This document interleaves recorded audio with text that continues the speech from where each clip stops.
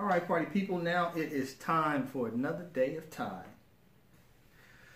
Hey, welcome back. It's me, Ty. Listen, I want to talk to you about something that I've learned that a lot of business owners, more so the newer business owners, yes, some more tenured business owners, but newer entrepreneurs, and a lot of the entrepreneurs who find themselves struggling tend to overlook, or they don't know about it.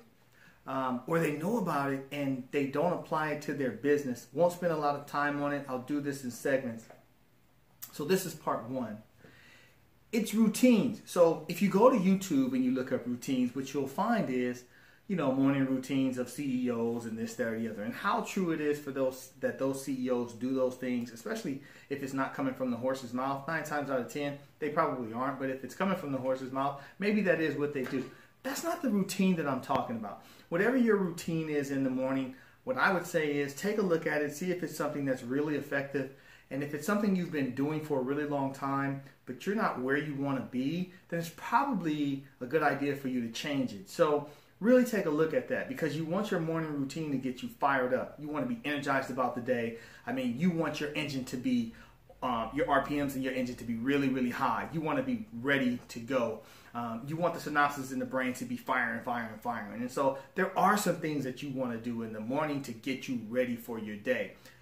The routines that I'm talking about are the routines inside of your business that you do every day that help you to get the results that you need. Now, these routines can be something like going over reports in the morning.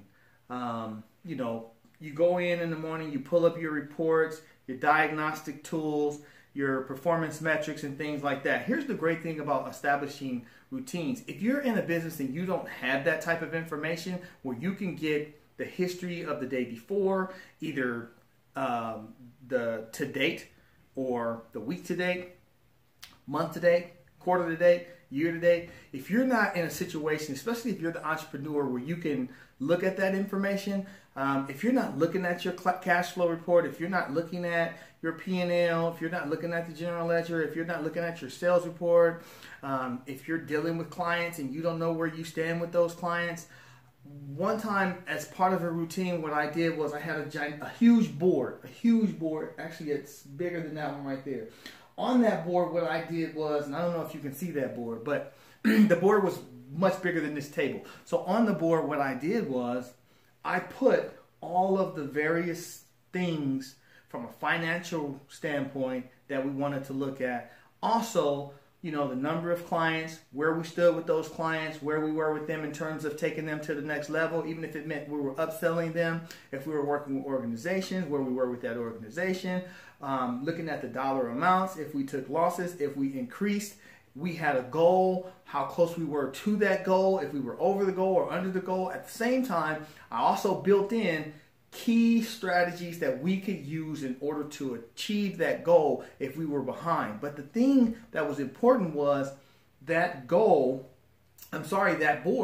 it was living, breathing. So in other words, every hour, every day, there's activity that's going on. If there's not activity going on, then nothing on the board is changing. The board needs to constantly be getting things added to it, plus or minus. It doesn't matter. If we're flat, we're flat. There always needs to be something going on that board so we can see where we stand.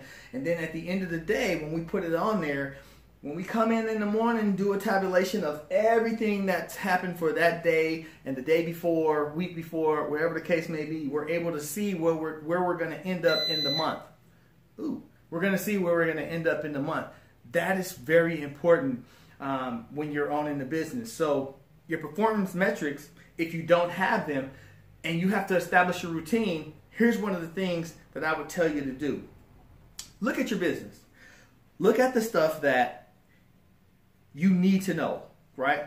Start to jot down the information that you need to know with your business, whether it's how many clients, how many prospects you have, if you have certain packages or certain, products, whatever it is, where you stand with those products in terms of sales, because you want to know if you have the right price point. So the price points that you have when they're at their regular price points, what are you doing from a sales standpoint? If you've discounted it, what are you doing from a sales standpoint? The same thing goes from service, because you want to know what your customers, what your clients are responding to.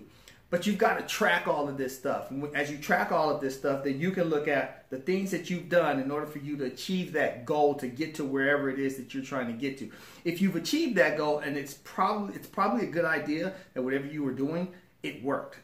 So then you want to sort of build that into the system. It doesn't mean that you're not going to change it, improve it. You should constantly be working to improve. However, in order for you to be above bare minimum, in order for you to be sort of in the black, you want to constantly do these certain things, because these certain things produce a result, and they always produce this result.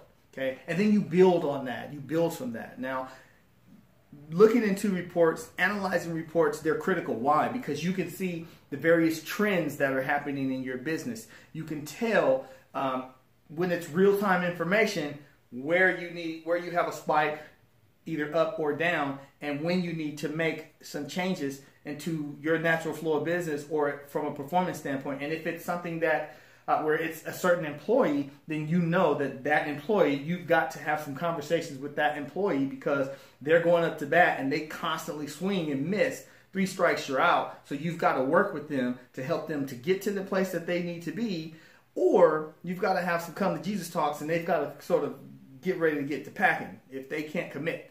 So that's really important, but that's also part of your routine. You always want to be looking at the people who are on your team and seeing where they line up with the top.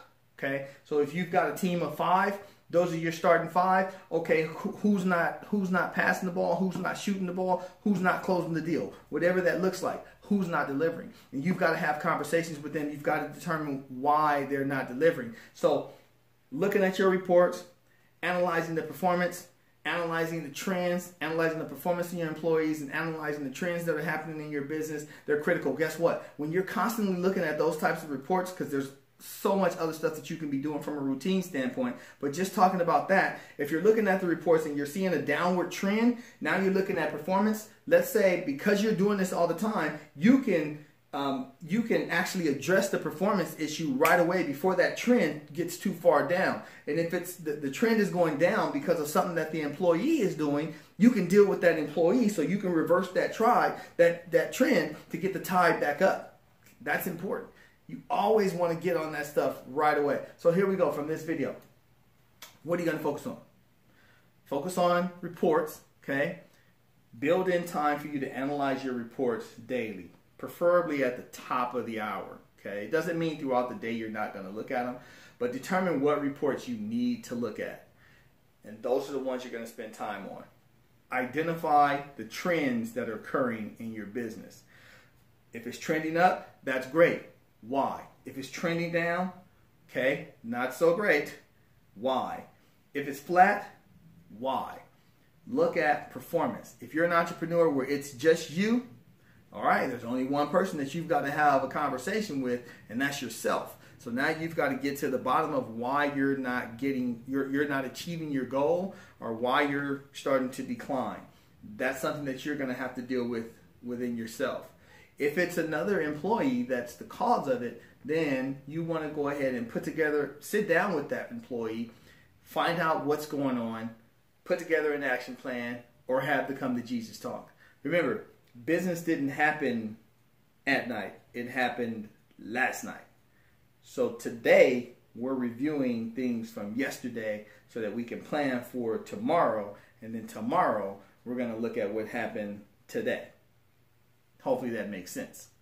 There's a lot of things that go into building a routine, but the more effective your routine is, the more successful you will be.